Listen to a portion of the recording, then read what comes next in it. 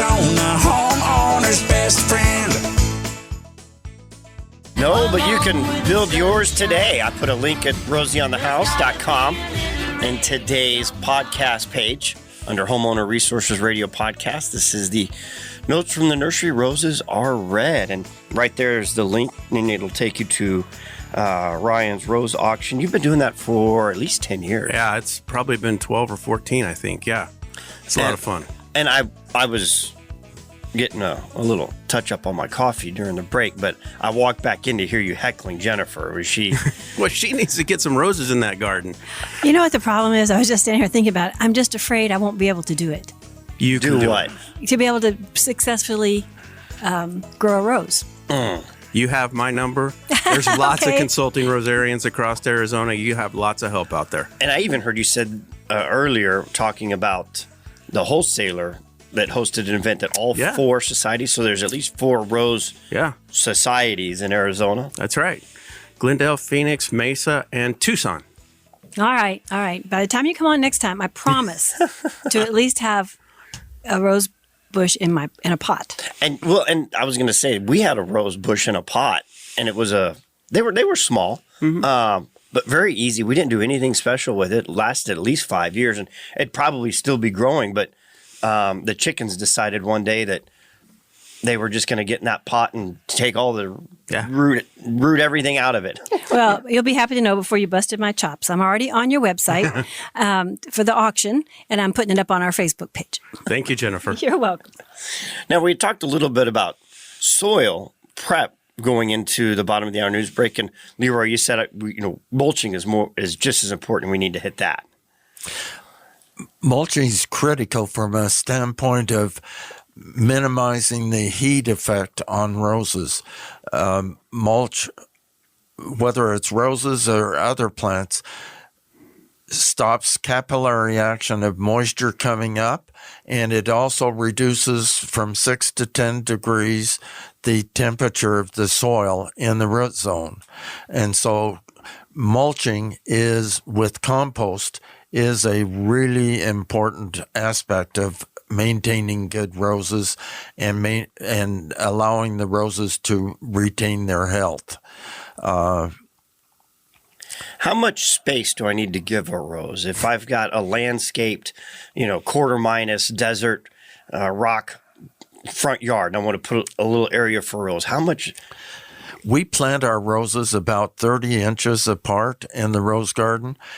Part of the reason for that is that maintains the vapor level within that rose growing area during hot temperatures. Roses planted 36, 48 inches apart don't always retain that moisture level, and that stresses the plant. We have to keep in mind that roses are a temperate climate plant. They are the only species or one of the few species that is native to all 50 of our states. I didn't know that. Interesting. How high? Because we had some big elevations and some cold temperatures up north. How high can we grow roses? We have 5 native species of roses, and they grow all the way to up on San Francisco Peaks or Greens Peak over by Sholo. And Rosa Woodseye is a native, and it blooms a single pink bloom. The bloom is single in the spring, and then produces rose hips, the seeds, in the fall. But we have 5 native species. I didn't even know there was native roses to Arizona. And you said all 50 states have native roses. That's very cool. What? So the mulching's critical. The spacing's critical. 30 inches for keeping the moisture. How thirsty are these? How much water are we adding? Can they survive on drip? Do we have bubblers watering by hose in hand? I have drippers on every one of my roses. I don't have the opportunity to flood. I don't live in that type of community. So every one of my roses has its own dripper. During the summer, I water about 4 times a week. about 2 hours each watering. So they're getting a substantial amount of water every watering. This time of year, I'm at once a week. They don't need it because the weather's cool, and right now they have almost no leaves on them because most of them are pruned. During the summer is the time when they need the water. And I found that not just watering with the dripper, but I try to go out several times a week and spray my roses off. I think about it as I jump in the pool in the middle of the summer and I get back out. It's cold. I mean, I'm cold. And it's the same effect to the roses. Not only am I cooling the roses, I'm knocking pests off the roses, the spider mites and the other problems that we see in the summer. I'll just spray them off with the garden hose. There's nothing special. I don't use a special tool. I just use the same sprayer I'd wash my car with and just give them a nice bath.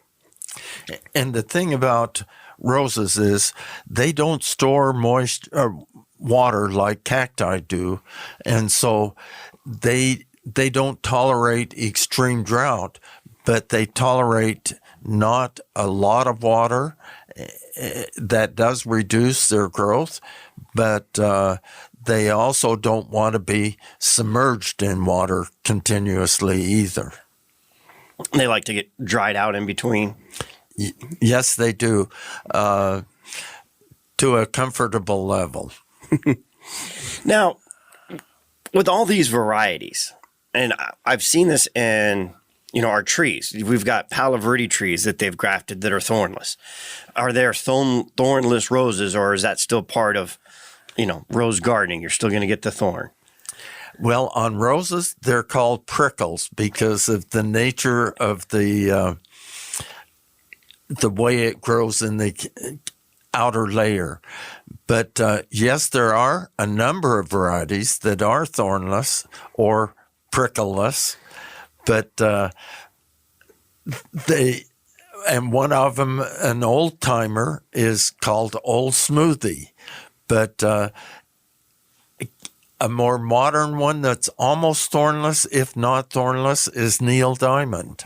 And that's a red and white striped rose that is also very, very fragrant.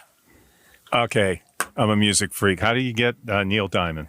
I mean, there's Cracklin' Rose, but that was actually about a wine, cheap wine. Or is that am I throwing you a curveball here? No, you're not. Roses are named by the hybridizer. And Neil Diamond agreed to have his name put on that rose, and so it was named Neil Diamond. And it's really a great rose in Arizona. Any on sale at the auction off the top of your head? We don't have Neil Diamond at the auction. LeRoy mentioned gold medal. Yeah, there's many different ones there, but we don't have Neil. Now, what kind, if I'm looking at putting roses on my property for the first time, what am I looking for in the landscape? I mean, a lot of plants, you don't want them on the west side of the walls. You look for different microclimates. Do I need shade? Do I need sun? That's an interesting point. So in my house, I have roses on every wall, every corner of my yard. I only have a third of an acre, and I plant roses on. I started. I was only going to have roses in the backyard, and I was going to shade them. Well, it turns out I ran out of real estate, so roses moved to the front yard. Some of my best roses are about 2 feet away from a sidewalk, full sun from sunup to sundown. They're beautiful roses. My neighbors, as they walk by, love seeing those roses. I do find that the ones that get the most shade do the poorest. Roses want the sun. They want to get that daylight throughout the day. They don't require that shade or be on that east wall or whatever. They want the sunshine. And that growth that he's talking about, for example, on a west wall, I have a number of roses on the against a west wall. I allow them to grow full, and I even plant climbers along that west wall and allow them to extend out, and that keeps the moisture level high enough that it prevents a lot of sun from heating up that west wall. Yeah, when you plant your roses and you plant them together, they don't compete. So a rose and a tree, their roots will compete with each other. But roses and roses don't really compete with each other. So you can place them close and help them protect each other and shade each other in the summertime so that you aren't their roots aren't competing. So that's a really, key thing is if you're going to start a rose garden, you can plant roses in there and they're not going to fight with each other for their root space. And LeRoy, you said climbers. Is there a rose variety that's vining, or is this a different plant that you're growing for the rose to? That's one of the categories of roses, are climbing roses. For example, the 4th of July that we've talked about, that's a climbing rose. America is a climbing rose. Those are roses that grow 8 to 10, 12, 15 feet. And climbing roses want that space and do well and bloom mostly at the tips unless you bend the branch, and then buds will break and grow along the plant. So on those larger 10-foot plant, when it's time to prune, are you losing that whole plant and it grows back that quick in a growing season, or? No, you prune judiciously. And climbers in the rose garden, a lot of our climbers, we don't prune more than 6 or 8 feet, and we'll thin out some of the non-productive small branches that encourage growth along those that are more vigorous. Who knew there was so much to know about roses? There's a lot out there. And it's really a good day. For example, the Phoenix Rose Garden on 15th Avenue, people are out there pruning today. In the Rose Garden at Mesa Community College, they're pruning today. If you have a desire for roses, that's a good time to go visit those gardens and see how they're pruning, and talk to some of the Rosarians there that are trained to help people grow roses. Yeah, I think that's a great opportunity to both learn how to prune before you get your roses, but as you're out there, you can walk the garden and you can see what you like. Everyone likes a different rose. Everybody will ask, well, what do you recommend for a rose? It's a lot better for you to come to my garden or go to Mesa Community College garden and see what you like. Do you like the pinks? Do you like the stripes? Do you like hybrid teas or miniatures or floribundas? There's so many different to choose from that it's unique to each kind of individual of what you want to have in your garden and display. And I would imagine once somebody picks one and starts, in about 5 years, they probably have a dozen different varieties around there. Yeah, as you see different roses and different things that you like, you're going to want to expand and expand. Another good thing is to go to a rose show. There's rose shows across the valley in the fall and spring. That's a good time to go just see the buds and the blooms that you're going to have in your garden and just find out what you like to have in your garden. Rosie on the house, every Arizona homeowner's best friend.